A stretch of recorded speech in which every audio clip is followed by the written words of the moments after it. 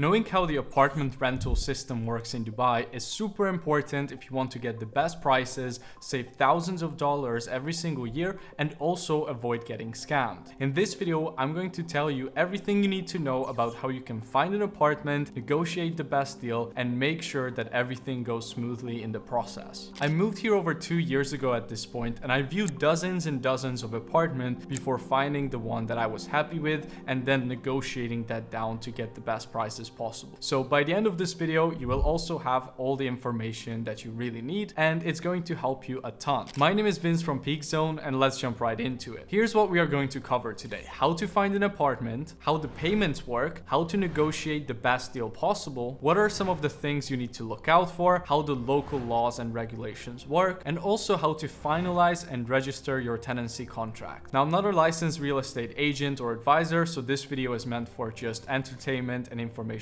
purposes, but let's jump right into it. So step one is finding your apartment. Now, Bayut and also Property Finder are going to be some of your best friends in this period. These are the biggest sites and apps for finding apartments to rent or even purchase in Dubai. And of course, they also have villas and townhouses as well. You basically always go through an agent or agency in Dubai, so you are going to be able to also find a lot of agents through these websites. When you find a listing, you can just contact the agent through WhatsApp, and they are going to be able to assist you with that specific unit, or also potentially even show you other ones. I made a whole separate video about covering some of the best areas to live in Dubai, so you can check that out in the description down below. So step one is that you need to have an Emirates ID in order to actually be able to lock in a rental long-term contract in Dubai. If you don't have an Emirates ID, you kind of have to go with short-term rentals for the time being. Then the second step is to define your yearly budget in AED for the rental. The third part is to decide on whether you want to get a villa, a townhouse, or an apartment, and what kind of size you are looking for. Then the fourth step is to find an area that is going to fit your budget for the certain type of property that you are trying to find. Then step 5 is to start reaching out to agent and start viewing some units. And step 6, in my opinion, should be to view different units in that specific area. I don't recommend always going for the first one that you view, because oftentimes you can find some better deals for the same unit, or even find a different unit type in the same area that you like a lot more. There can be quite a lot of differences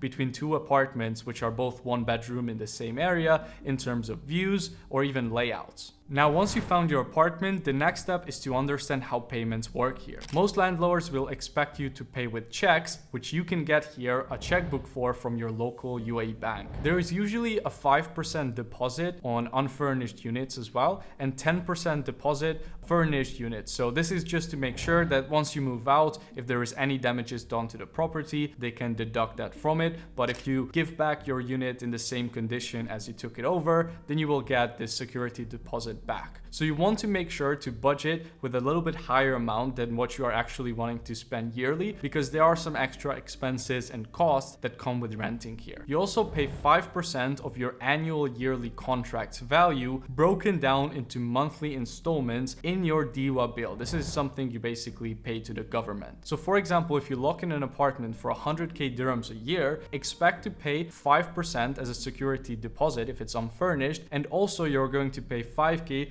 across the whole year broken down into monthly installments in your DIWA bill. Now, part 3 is negotiating the best deal possible once you found your dream unit. And by the way, if you want help with the entire relocation process, opening your business here, getting residency, and even finding the right apartment for you, check out the first link in the description below, because this is exactly what we help people with at Peak Zone. Now, generally, when it comes to negotiating the best deal on rental units, if you come in the summer months, so for example, June, July, August, September, you are going to get much better deals than if you come in, for example, December or January or February, because simply less people are here, so there is less demand on the market. Also, the less checks you pay your yearly rental in, usually the more negotiating power you have. Now, some landlords will expect you from the get-go to pay in one check or two checks, so basically pay for the whole year or pay every half a year, but a lot of landlords are usually okay with 4 or even 6 checks, so you pay, let's say, every every 3 or every second month. But if you are willing to pay for the whole year in one check or maximum 2 checks, you can usually negotiate quite a lot down from the yearly rental. I would say it can depend on the area and also the time of the year and just in general where the market is. But for example, now you can even negotiate around 10% from your yearly rental if you are willing to do one check. Obviously, this will depend from landlord to landlord, so I'm not saying you should expect this with everyone, but that's kind of what I've seen with my current search for my new apartment. Another thing is the sooner you are to your move-in date, the more negotiating power you have. So if you're willing to rent something from next week, then the landlord is going to be a lot more likely to give you a bit of a discount compared to if you only want to move in, let's say 1 month from now. And also keep in mind, the more options you have and the less attached you are to a single unit, the more negotiating power you have. Now, part 4, what to look out for to make sure you don't get screwed. First of all, make sure that your agent is actually registered and they have a RERA license. This is a local real estate agent license, and they should have this, and they should be working for an actually legit and established real estate company. Another thing is make sure that the pictures on the listing and the actual unit when you view it match up, because unfortunately a lot of agents, what they do is they will put up pictures of a more expensive unit, bring you to a viewing and show you a completely different apartment. So you'd want to make sure that the advertisement and the actual unit actually match. Another thing is you need to verify that the owner has the title deed. This is basically just showing that the owner who's trying to rent this out to you through an agent actually owns that unit. It's under their name. Once you got the title deed from them, you can actually verify the validity of this online. Another key point is to try to find chiller-free units. Now, this basically just means that the AC bill is already included in the price and you don't have to pay for it separately. If you're renting an apartment or even a villa or townhouse without the AC being included in the bill, you might be shocked how much you would be paying for AC, because here in Dubai, you basically use AC throughout the entire year, right? It's almost never off. And especially in summer months, you are going to be blasting it at a very high power, right? So if you rent out an entire villa or a townhouse that doesn't have the price of the AC bill included in the rental contract value, then you might be facing,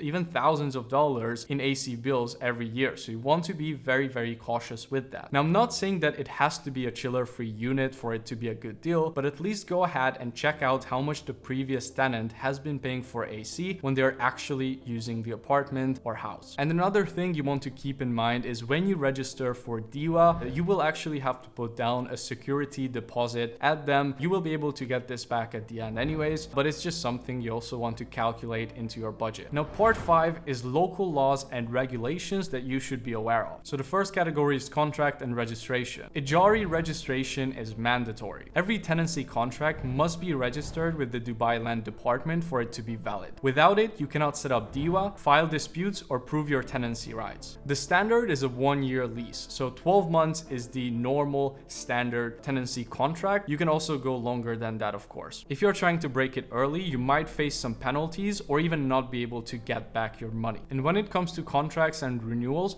if the landlord doesn't give at least a 90-day notice of any changes in terms of rent increases or even eviction, the existing contract terms will automatically roll over. The next category is rent and payment. Again, the rent is usually paid in post-dated checks. A bouncing check can have legal consequences, so make sure that you only give checks for amounts that you are actually going to be able to cover from your account. There is also the security deposit, typically 5% on unfurnished and 10% on furnished units. And there is also rent caps by RERA. So basically, how much your landlord can actually increase your rent in a year is capped by the government authorities. So a lot of the laws here in the UAE are actually very protective of the tenants. And any rent hikes are calculated by the RERA rental index calculator. If the landlord wants to increase the price, they have to give you a 90-day notice before renewal. Now, when it comes to eviction rules, landlords need to have legal grounds. So eviction is only allowed for specific reasons, like if the landlord wants to move in, sell the unit, or do a major renovation. And also a 12-month notice is required by the landlord's side via notary public or registered email. Now, for fees and utilities, as I mentioned before, there is also a 5% housing fee. This is charged by the Dubai municipality, and it will be added to your DIWA bill. And the DIWA account, which is for water and electricity, the tenant is generally responsible for all the utility bills unless unless agreed otherwise. Now, in terms of your tenant rights and responsibilities, you have the right to quiet enjoyment. So without notice, the landlord cannot enter your apartment or villa, except in emergencies, of course. And as far as maintenance responsibilities, the landlord usually covers major repairs or problems,